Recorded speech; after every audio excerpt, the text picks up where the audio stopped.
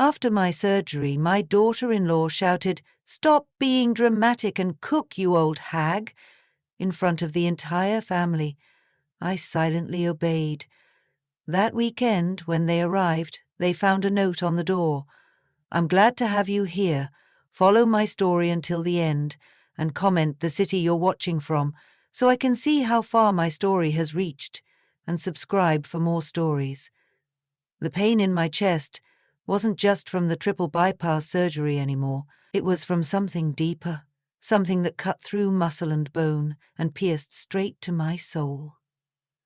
"For God's sake, Deborah, stop being dramatic and cook, you old hag." Sophia's words rang through the dining room, silencing everyone. My hands trembled as I gripped the edge of the table, trying to steady myself. Just 3 weeks after open-heart surgery, and here I was, being ordered to prepare dinner like nothing had happened. I looked up, hoping to catch my son's eye, but James was staring intently at his empty plate, his jaw clenched. No defense, no intervention, just silence. "I'm sorry," I whispered, my voice barely audible. "The doctor said I should take it easy." "For at least 6 weeks," Sophia rolled her eyes dramatically. "We've all heard enough about your surgery. James works 60 hours a week, and I've been handling the kids alone. We came here for a nice dinner, not to hear more complaints." I looked around the table at my grandchildren. Emma and Tyler, ages 10 and 8, their eyes wide with discomfort. My brother Robert and his wife Patricia sat frozen, exchanging uncomfortable glances. This was supposed to be a small celebration of my recovery, but it had turned into another opportunity for Sophia to put me in my place.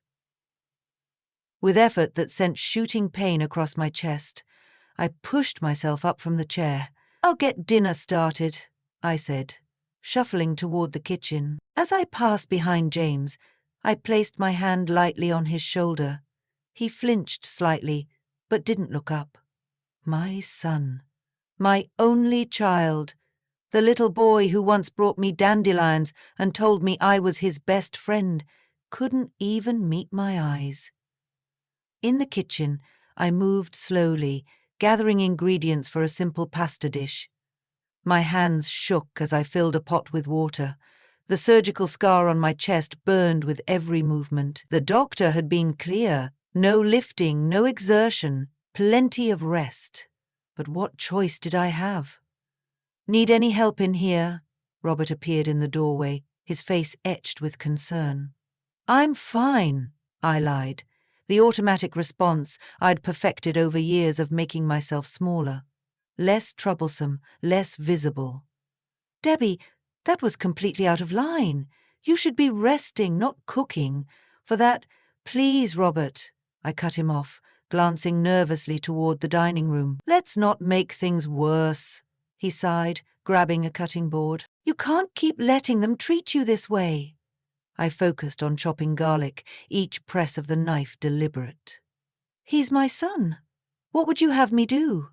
"Stand up for yourself, for starters," Robert muttered. But he didn't push further. He knew as well as I did the complicated dance of family dynamics, the fear of losing what little connection I still had with James and my grandchildren. We worked in silence for a few minutes before Sophia appeared in the doorway, arms crossed. "Just a simple dinner, Deborah. No need for Robert to help. I'm sure you've cooked pasta thousands of times." Her smile was sweet, her eyes cold. "James is asking for you, Robert. Something about the game last night." Robert hesitated, looking at me. "Go ahead," I said quietly. "I've got this." After he left, Sophia lingered, watching me struggle to lift the pot of water onto the stove. She made no move to help. "You know," she said conversationally, "James was really hoping for your lasagna. The kids have been talking about it all week." My heart sank. Lasagna meant bending to retrieve heavy pans from low cabinets, extended time standing, lifting a substantial dish in and out of the oven. It might as well have been a marathon in my condition. "I don't think I can." "Of course you can," Sophia interrupted. "Unless you want to disappoint the children." "Again?" The accusation hung in the air between us. My throat tightened. Disappointing my grandchildren was a recurring theme in Sophia's subtle psychological warfare. Each time I couldn't attend a school function or missed a soccer game due to my health issues, she made sure I felt the full weight of my failure. "I'll make the lasagna," I whispered. Sophia smiled triumphantly. "Good. I knew you could push through all this drama." As she turned to leave, I caught my reflection in the window above the sink. When had I become this person, this shadow of myself, who couldn't even protect her own healing body from the demands of a cruel daughter-in-law? The pasta water began to boil, bubbling up like the tears I refused to let fall. I thought of the cardiologist's stern warning, just days ago. "Your heart has been through a trauma, Deborah. It needs time to heal. You need to prioritize your recovery." But as I bent painfully to retrieve the lasagna pan, I realized that my heart had been through much more than just surgical trauma. Years of subtle cruelty, of diminishment, of watching my son become someone I barely recognized. That was the deeper wound. And for the first time in 7 years, standing alone in that kitchen with pain radiating through my chest, I wondered if this wound could ever heal, as long as I remained trapped in this role I'd been assigned. The role of the convenient grandmother, the unpaid cook and cleaner, the woman whose feelings and health were inconveniences to be overcome. Something had to change. And as I layered noodles and sauce with trembling hands, I made a decision that would alter everything. I couldn't sleep that night. The pain medication should have knocked me out, but my mind kept replaying Sophia's words over and over. "Stop being dramatic and cook, you old hag." I'd been called many things in my 69 years. Stubborn, opinionated, even difficult at times. But never a hag. Never with such casual cruelty, in front of people who supposedly loved me. At 3 o'clock IME, I carefully shifted positions in bed, wincing as my healing chest protested. In the quiet darkness, I finally allowed myself to face what I'd been avoiding for years. This wasn't an isolated incident. This was simply the most public example of a pattern that had been established the moment Sophia entered our lives. I remembered the first time I noticed something was off. James had brought Sophia home to meet me about 8 years ago. I'd prepared his favorite meal, pot roast with rosemary potatoes. As I served dinner, Sophia had leaned over to James and whispered, just loud enough for me to hear, "You didn't tell me your mum was such a traditional housewife type." The comment was delivered with a smile, but her eyes had remained cold. James had laughed uncomfortably. "Mum's cooking is worth it, trust me." I'd brushed it off then. A small thing. But it was just the beginning. After they married, the comments became more frequent, more pointed. When I brought homemade cookies to their new house, "Oh, store-bought would have been fine, Deborah. No need to go to all that trouble at your age." When I offered to babysit, "We have a professional nanny. The children need structure, not grandmotherly indulgence." Each barb delivered with a smile, each one diminishing me a little more. But it wasn't just Sophia. What hurt more was watching James transform. From my loving, considerate son into someone who stood by silently as his wife chipped away at his mother's dignity. I thought about the James of before, the boy who'd call me from college just to tell me about his day, who defended me fiercely when his father left us for his 20-some secretary. "It's just you and me now, Mum," he'd said then, his arm around my shoulders. "We'll take care of each other." When had that boy disappeared? When had he become this man who couldn't even look me in the eye as his wife called me a hag? I reached for my phone on the nightstand and pulled up the photos from last Christmas. There I was, at the edge of every family picture, slightly blurred, as if I were already fading away. In one image, I was in the kitchen, of course, while everyone else posed in their matching pajamas by the tree. In another, I was half cut off, barely in frame, as Sophia took center stage, directing the entire event like a movie she was starring in. I scrolled back further, to photos from before Sophia.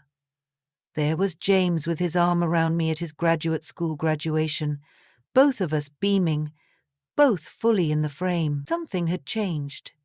And it wasn't just Sophia's influence. James had allowed this to happen, had participated in it even, with his silence and his absence. I thought about all the times I'd swallowed my hurt feelings. When they forgot to invite me to Emma's ballet recital, when they planned a family vacation and informed me about it only after they returned, when James stopped calling except to ask if I could watch the kids on short notice or prepare food for some event. I'd become a utility, not a mother, a convenience, not a person with feelings and needs of her own. The surgery had forced me to face my own mortality. Lying in that hospital bed, hooked up to machines, I'd had plenty of time to think about the life I'd been living. The doctor had been blunt. Your heart is wearing out faster than it should, Deborah. The stress in your life isn't helping. Stress like the stress of walking on eggshells in my own home. The stress of never knowing when the next cutting remark would come. The stress of watching my son drift away, unable to stop it. I carefully sat up, switching on the bedside lamp. My chest ached, both from the surgical wound and from the realization that was crystallizing with painful clarity. I had become a servant in my own family. How had it happened so gradually that I barely noticed? After Richard left me for his young receptionist 20 years ago, I'd thrown myself into being the perfect mother to James. I'd worked 2 jobs to put him through college, postponed my own dreams, sacrificed everything to give him a good life. Perhaps that was part of the problem. I'd centered my entire existence around my son, and when he married Sophia, I desperately tried to maintain that connection by making myself useful, by being available whenever they needed me on their terms, by accepting scraps of inclusion instead of demanding respect. I thought about yesterday's dinner after I'd served the lasagna I had no business making in my condition. How Sophia had criticized the amount of garlic, how James had remained silent, how the children had eaten quickly and asked to be excused to play video games, how Robert and Patricia had exchanged glances throughout the meal, their discomfort palpable. After everyone left, I'd stood alone in my kitchen, surrounded by dirty dishes, my surgical scar throbbing, and I'd felt something I hadn't allowed myself to feel in years. Anger, not just at Sophia, though her cruelty was the most obvious target, not just at James, though his betrayal cut deepest, but at myself, for allowing this situation to continue for so long, for accepting the unacceptable out of fear of losing what little connection I still had to my son and grandchildren. I carefully got out of bed and moved to the window, looking out at the quiet, pre-dawn neighborhood. In the house across the street, my neighbor Louise lived alone after her husband died 3 years ago. Everyone had worried about her, but lately she seemed to be thriving. She'd joined a book club, taken up watercolor painting, even started dating a gentleman from her church. Louise had rebuilt her life on her own terms. Maybe it was time I did the same. I turned from the window, my decision forming with surprising clarity. I was done being an afterthought, a convenience, done sacrificing my health and dignity for people who couldn't even see me as a human being worthy of basic respect. The realization should have terrified me. Instead, it filled me with a sense of calm purpose I hadn't felt in years. Tomorrow, I would call my doctor and be honest about my recovery, and then I would start making plans. Not for revenge or confrontation, I was too tired for that, but for something much more powerful. Reclaiming my own life. My gaze fell on the family photo on my dresser. James, Sophia, and the kids at the lake last summer. I wasn't in it. I'd taken the picture. It was time to step back into the frame. On my own terms. The waiting room at Dr. Morgan's office was quieter than usual that Tuesday morning. I sat with my hands folded in my lap, trying to ignore the persistent ache in my chest. Not just the physical pain from my surgery, but the deeper ache that had taken up residence since that family dinner 3 days ago. "Deborah Winters?"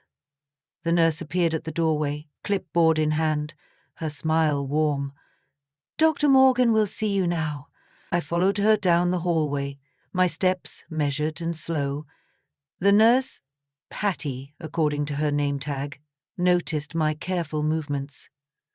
"Still having pain with walking?" she asked, slowing her pace to match mine. "A little," I admitted. "More than I expected this many weeks out." Dr. Morgan was reviewing my chart when I entered the examination room. He looked up, his brow furrowing slightly as he observed me, easing myself onto the examination table. "How are we feeling today, Deborah?" he asked, setting the chart aside for a moment. I almost gave my standard answer. "I'm fine." The words I'd been trained to say no matter what was happening, the words that had allowed everyone around me to ignore my needs for years. But something stopped me. "Not great, actually," I said quietly. "The pain is worse than it was last week." Dr. Morgan's eyebrows shot up. In the 15 years he'd been my cardiologist, I'd never complained. Not when I was diagnosed with heart failure. Not during the endless tests. Not even when I woke up from open-heart surgery. "Tell me about the pain," he said, pulling his stethoscope from around his neck. As he conducted his examination, I described the sharp, stabbing sensation that came with certain movements, the persistent ache behind my sternum, the fatigue that seemed to be getting worse, not better. "Have you been following the recovery protocol?" he asked, frowning as he listened to my heart.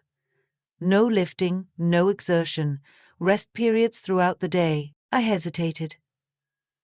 "I've been trying." He pulled back, fixing me with a stern look. "Deborah, trying isn't good enough at this stage. Your heart has been through a major trauma. It needs time to heal properly." "I know, but—" "No buts. I need you to be completely honest with me about what's been happening." Something in his direct gaze broke through the wall I'd carefully constructed. Before I could stop myself, the truth came tumbling out. About the family dinner. About cooking lasagna 3 weeks after open-heart surgery. About the years of being treated like a servant rather than a mother and grandmother. Dr. Morgan listened without interrupting, his expression growing increasingly concerned. When I finally fell silent, he sighed and sat down on the stool across from me. "Deborah, I'm going to be very blunt with you," he said. "What you're describing isn't just inconsiderate behavior from your family, it's actively dangerous to your recovery." "I know, but they need—" "No." His voice was firm. "What you need right now is to heal. Your arterial grafts are still establishing blood flow. Your sternum is still knitting together. This isn't about being selfish or putting yourself first. It's about survival." The word hung in the air between us.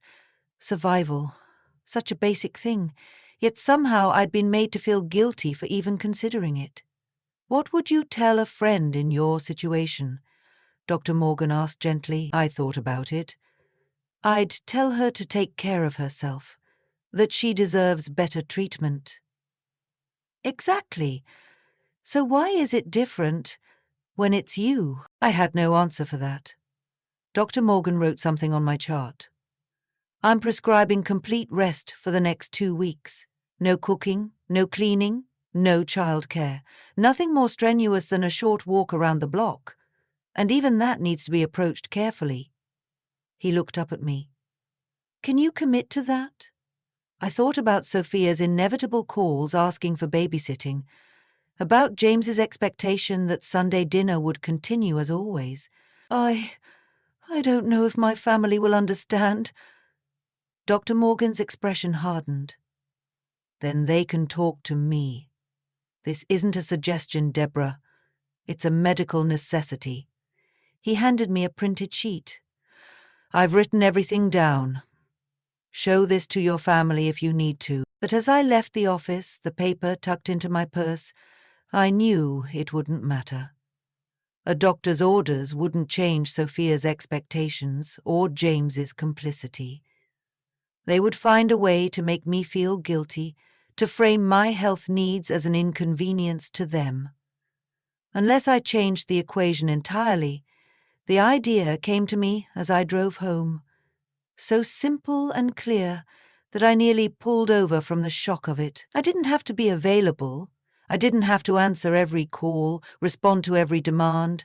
I didn't even have to be in my house when they arrived, expecting dinner on Sunday.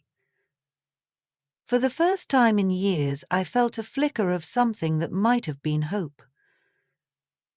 At home, I made a cup of tea and sat at my kitchen table with a notepad. If I was going to do this, truly prioritize my health and recovery, I needed a plan. First, I needed somewhere to go. A hotel would be expensive, and I was on a fixed income. My brother Robert would take me in without question, but his apartment was small, and Sophia knew where he lived. Then I remembered Louise across the street, and her sister's empty beach cottage. Louise had mentioned that her sister only used it in the summer and had been considering short-term rentals during the off-season. One phone call later, I had a place to stay for 2 weeks at a fraction of what a hotel would cost. Next, practical considerations. I wouldn't just disappear. That would be cruel and might result in unnecessary worry or even a police report. No, I would leave clear instructions. Prepared meals in the freezer with detailed heating instructions, a note explaining my absence, my cell phone on and with me, though I might be selective about which calls I answered. I looked down at my list, surprised at how methodical it was, how calm. This wasn't an emotional reaction, it was a carefully considered act of self-preservation. I spent the rest of the day preparing. I cooked simple meals that could be easily reheated and labeled each container with instructions. Even James couldn't misinterpret. I packed a small suitcase with essentials, nothing that would be immediately noticed missing from my home. I wrote and rewrote the note I would leave on the door, trying to strike the right balance. Firm, but not angry, clear, but not confrontational. By evening, I was exhausted but satisfied. I had a plan. For once, I was putting my needs first. Not out of selfishness, but because no one else was going to do it for me. That night as I lay in bed, I felt a strange sense of peace, despite the enormity of what I was about to do. For years I had defined myself by what I could provide to others. Now, I was choosing a different path. My heart seemed to beat more steadily at the thought.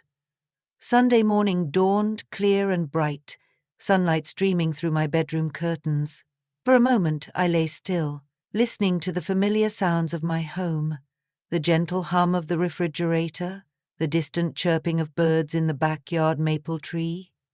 This house had been my anchor for 30 years, the place where I'd raised James, where I'd rebuilt my life after Richard left, where I'd hosted countless family gatherings. Today, I was walking away from it all. Not forever. I wasn't dramatic enough for that kind of grand gesture, just long enough to make my point, long enough to heal, both physically and emotionally. I moved carefully through my morning routine, mindful of Dr. Morgan's warnings about overexertion. The pain in my chest was slightly better this morning, which I took as a good sign. My body was trying to heal. It was time I gave it the chance. Louise arrived at 9, as promised, her practical sedan idling quietly in my driveway. "Are you sure about this, Deborah?" she asked, as she helped me carry my small suitcase to her car. "It's not too late to change your mind." I looked back at my house, at the garden I'd tended so carefully over the years, at the porch swing where I used to rock James to sleep on summer evenings. "I'm sure," I said quietly. "It's only for 2 weeks, and it's necessary." Louise nodded, understanding in her eyes. She'd been there the day after the disastrous family dinner, had seen the lasagna pans soaking in my sink, had noticed my labored breathing and the way I winced with each movement. She hadn't said anything then, but her silent support had meant everything. "The cottage is all set up," she said as we drove. "Sarah stocked the fridge and left some of her books. She remembered you like mysteries. The neighbor 2 doors down has the spare key if you need anything, and I'll check on you every few days." I felt a lump form in my throat at her kindness. When was the last time someone had considered what I might need or want? When was the last time I'd been the recipient of care rather than the provider of it? "Thank you," I whispered, not trusting myself to say more. The beach cottage was perfect, small and cozy, with large windows overlooking the water. It was the off-season, so the beach was nearly deserted, just a few dog walkers in the distance. The quiet felt like a gift after years of constant availability. Spotty, and I wrote down the address for the urgent care centre, just in case. "I'll be fine," I assured her, though we both knew that wasn't a given, considering my recent surgery. After Louise left, I stood on the small deck, breathing in the salt air. I felt simultaneously lighter and heavier. Lighter from the relief of stepping away, heavier from the knowledge of what awaited me at the end of these 2 weeks. There would be anger, recriminations, guilt trips. But for now, for these precious days, I was free. Back at my house, the note I'd carefully crafted was taped to the front door, where James and Sophia couldn't miss it when they arrived for the expected Sunday dinner. "Dear James, Sophia, and children, I'm taking some time away to focus on my recovery. As per my doctor's strict orders, I need complete rest for the next 2 weeks. There are prepared meals in the freezer, with heating instructions on each container. Sunday's dinner is labeled and ready to be warmed at 350 dg for 45 minutes. I love you all, and we'll be in touch soon. Mom/Grandma Deborah. Simple. Direct. No accusations, no drama. I imagined them arriving. The children running ahead as usual, Sophia carrying whatever trendy dessert she'd picked up from the bakery near their house, James bringing up the rear with his perpetual distracted expression. I pictured their confusion upon finding the note, Sophia's irritation, James's furrowed brow. What would they do? Turn around and go home? Let themselves in and heat up the prepared meal? Call me in concern or anger? I didn't have to wait long to find out. At precisely 5:15 p.m., my phone began to ring. Sophia's name flashed on the screen. I let it go to voicemail, my heart pounding despite my resolve. The second call came 3 minutes later, James this time. Again, I let it ring through. Then the texts started. "Mum, where are you?" "We're at the house." "James, Deborah, this is extremely inconsiderate. We planned our entire day around this dinner."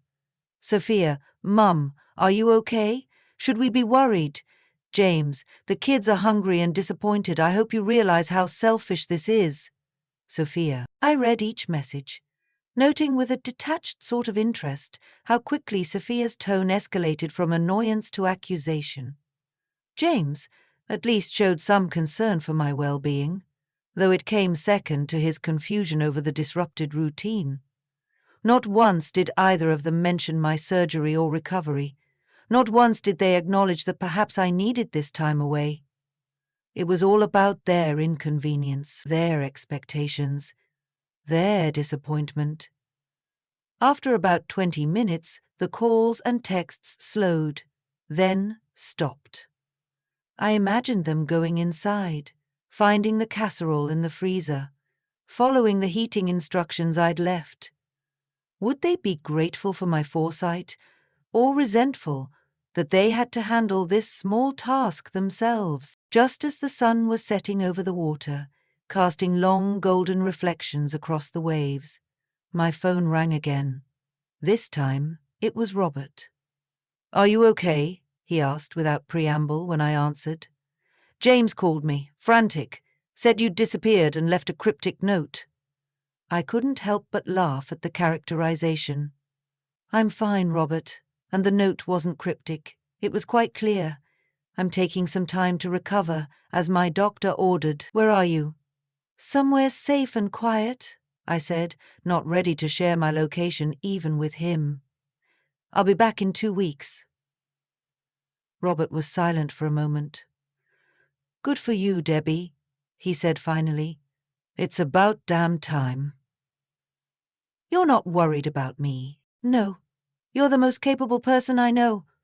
I'm more worried about James and those kids being able to fend for themselves without their personal chef and housekeeper." His bluntness made me wryly smile, but he wasn't wrong. "They'll manage.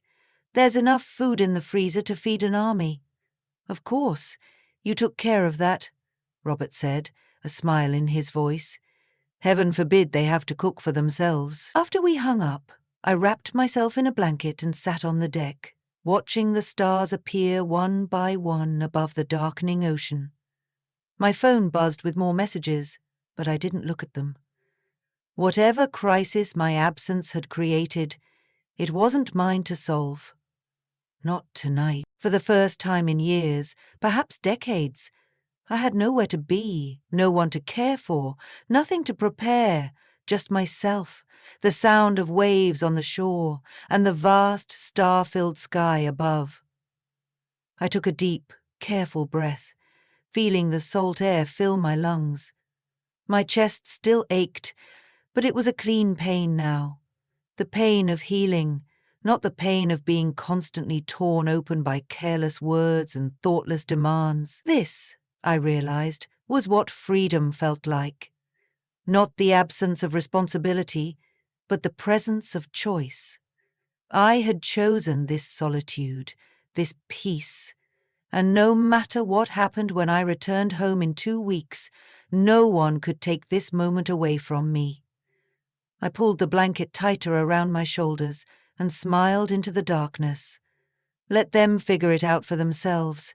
I had my own healing to focus on. The first 3 days of my self-imposed retreat passed in a kind of blissful haze. I slept more deeply than I had in years, lulled by the rhythmic sound of waves against the shore. I read the mystery novels Louise's sister had left, losing myself in stories where problems were solved neatly by the final chapter. I sat on the deck for hours, watching seagulls wheel and dive, feeling the tension gradually seep from my body. On the 4th day, reality intruded.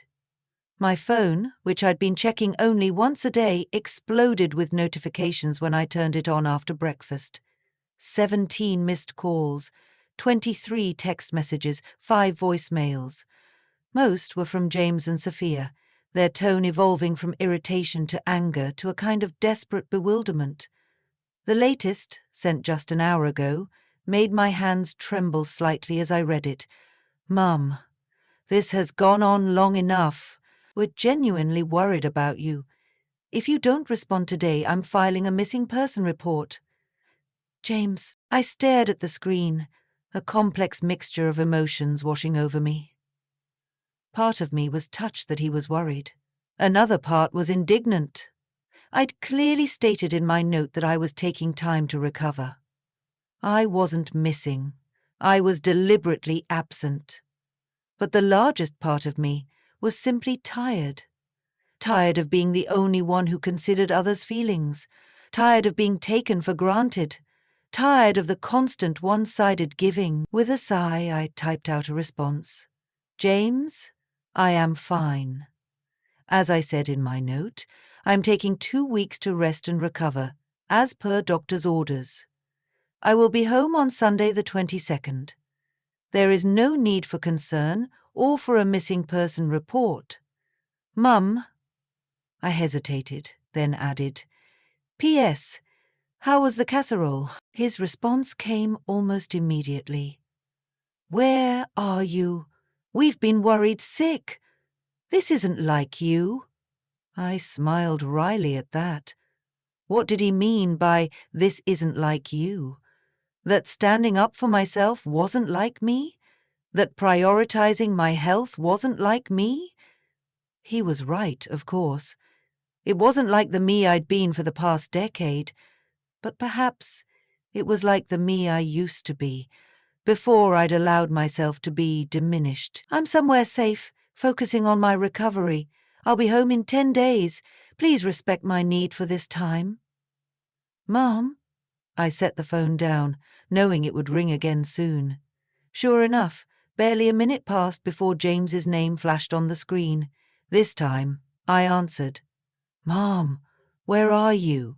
His voice was a mixture of relief and lingering panic. I told you, James. I'm somewhere safe, recovering. But why did you just leave like that? Why didn't you tell us you were going? I took a deep breath, mindful of the tightness in my chest. I did tell you. I left a very clear note. A note? He sounded indignant now. You've never done anything like this before. Sophia was beside herself. The kids were confused. We thought something terrible had happened to you. Despite the note explicitly stating I was taking time to recover, I kept my voice calm, though my pulse had quickened. Well, yes, but it's not like you to just disappear. It's not like me to have triple bypass surgery either, James.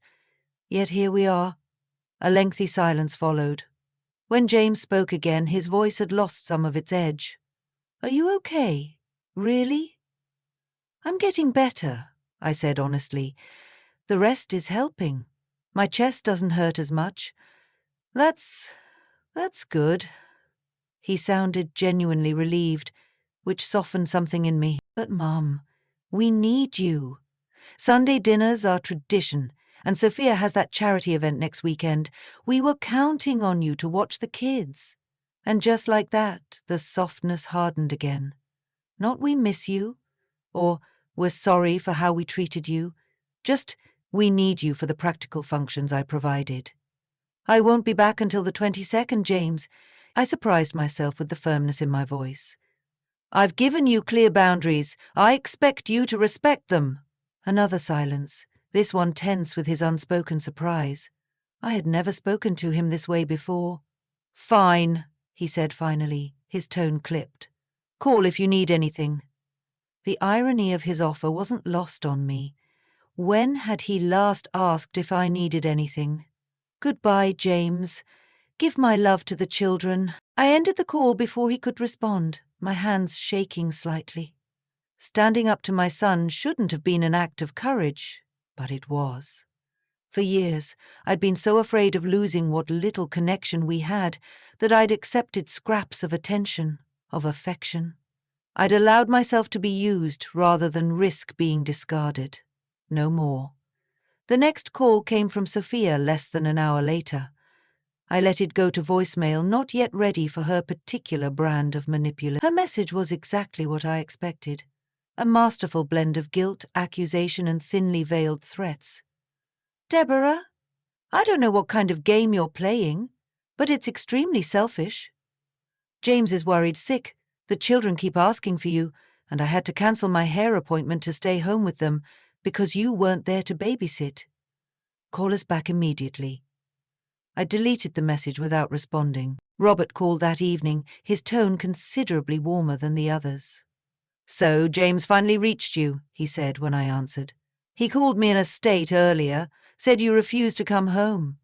I'm taking the full 2 weeks my doctor prescribed, I confirmed. Good for you. How are they handling it? I sighed, settling into the comfortable chair by the window. About as well as you'd expect. James is confused. Sophia is furious. They can't seem to grasp that I might have needs of my own, Robert chuckled. You've trained them too well, Debbie. Always available, always accommodating. This is probably the first time you've ever said no to them." His words stung with their accuracy. "I didn't realize how one-sided things had become," I admitted. "Or maybe I did, but I didn't want to face it. And now," I gazed out at the darkening sky, at the first stars appearing above the water. "Now I know. I can't go back to the way things were. I won't." "That's my sister," Robert said, approval clear in his voice.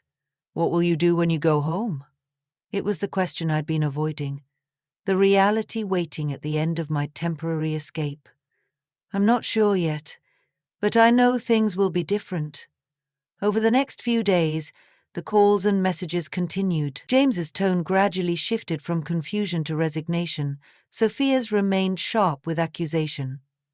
My granddaughter Emma sent a sweet text asking if I was okay and when I would be back, which brought tears to my eyes.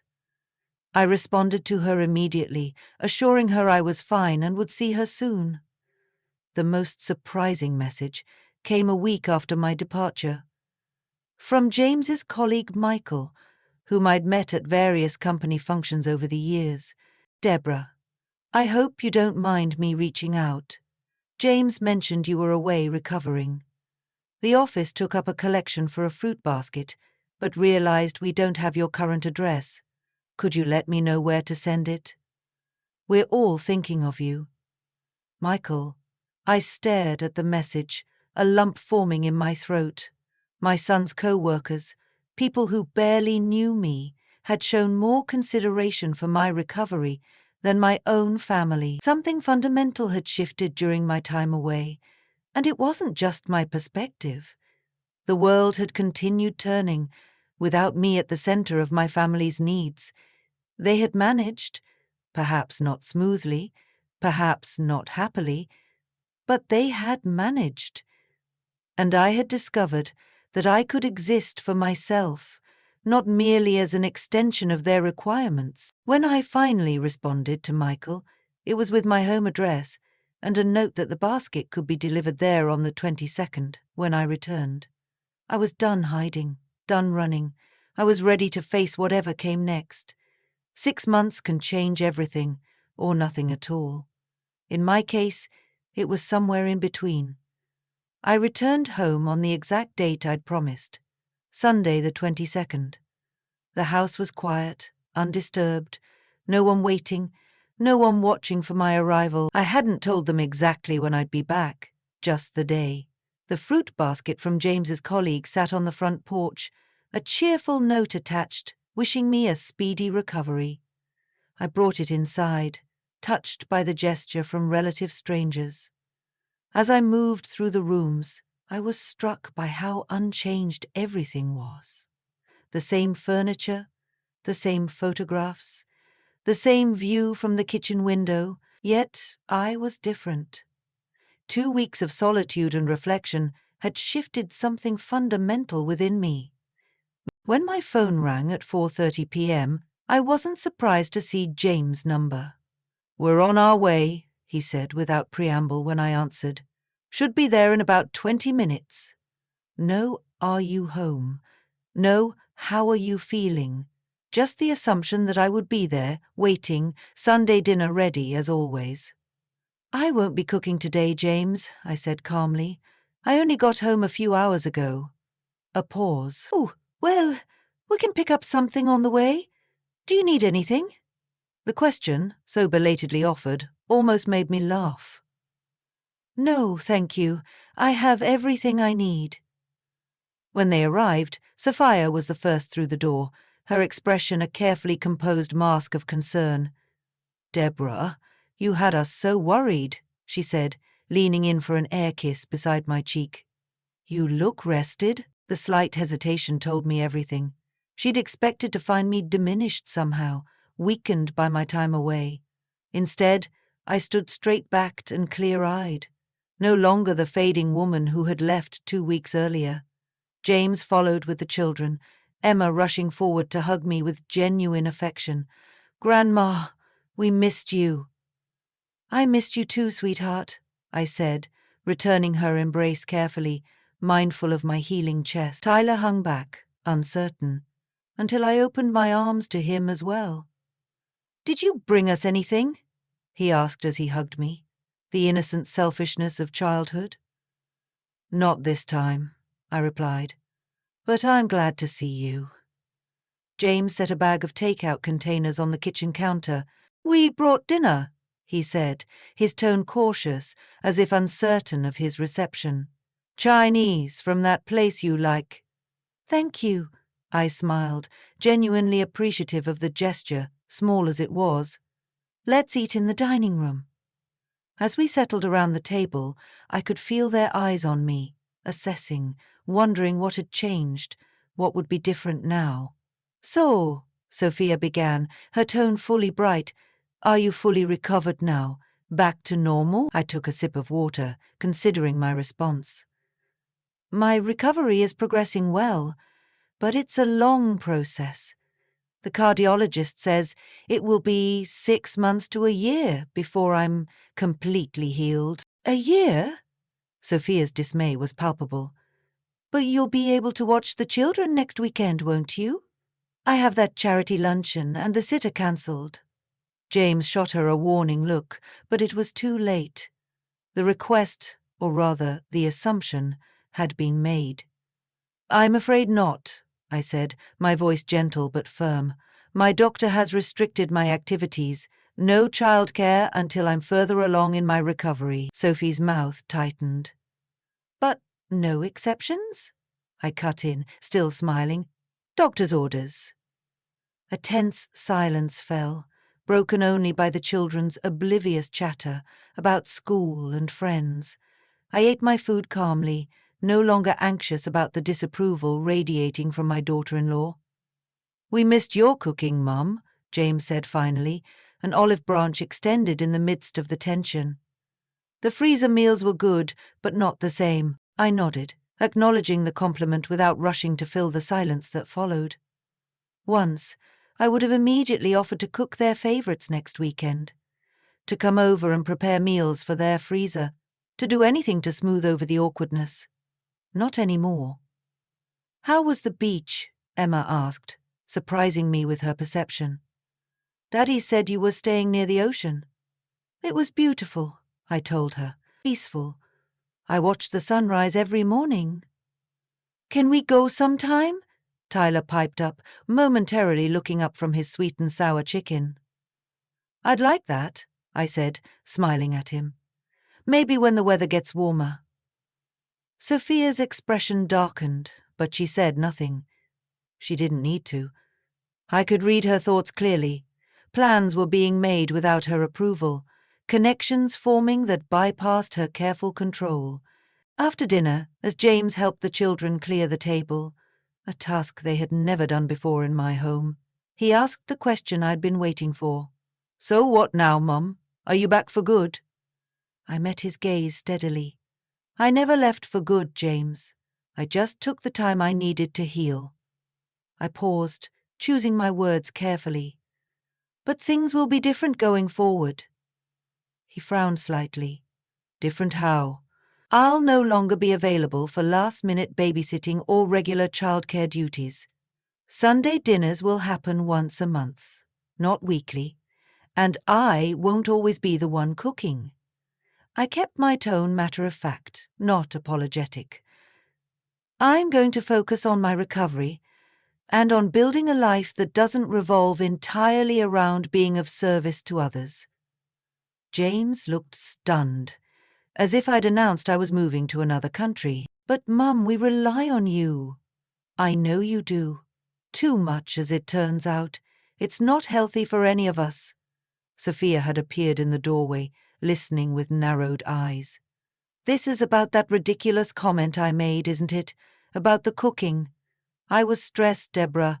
You're taking it too personally." I shook my head.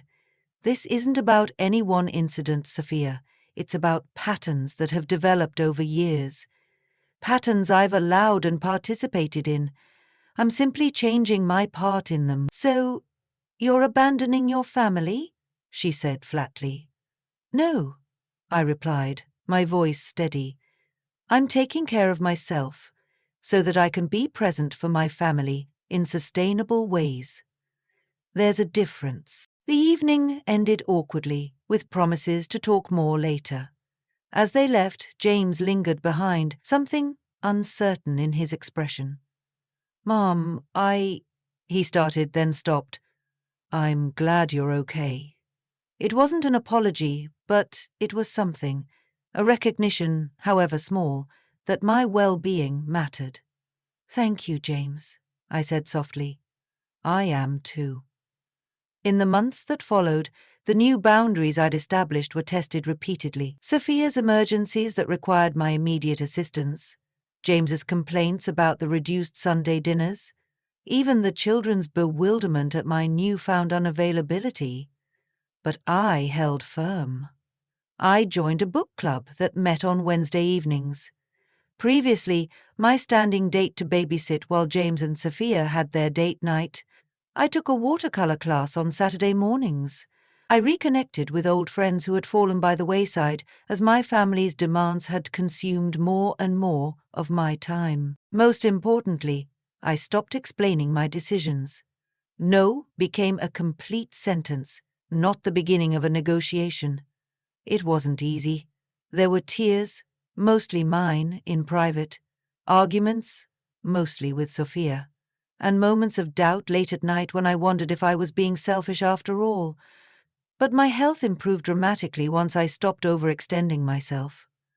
Dr. Morgan noted it at every checkup, his approval reinforcing my resolve. Surprisingly, my relationship with James began to heal as well. Once he adjusted to the new reality, without the constant backdrop of my availability, he seemed to value our time together more. We started having lunch, just the two of us, every other week, something we hadn't done in years. During one such lunch, 6 months after my disappearance, he finally broached the subject we'd been dancing around. "I didn't realize how much we took you for granted," he said quietly, studying his coffee cup, "until you weren't there." I waited, giving him space to continue. "Sophia and we've been having some issues." He looked up, his expression troubled. "She expects a lot from everyone. I didn't see it until I had to deal with everything you used to handle." "I enabled it," I acknowledged. "For a long time." He nodded slowly. "We're in counseling now." "It's helping, I think." I reached across the table and squeezed his hand. "I miss how things were before," he admitted. "The weekly dinners, you always being there for the kids." "I miss some of it too," I said honestly. "But I don't miss feeling invisible. I don't miss putting everyone else's needs before my own health." He winced slightly but nodded. "I understand. I'm trying to." It wasn't perfect. Sophia still treated me with cool disdain at family gatherings. The children still sometimes complained that I wasn't as fun as before. There were still moments when I doubted my choices, when the pull of old patterns felt almost irresistible. But then I would look at my calendar, filled now with my own appointments, my own interests, my own life, and I would remember that beach cottage and the woman who had found her voice there. The woman who had finally realized that taking care of herself wasn't selfish.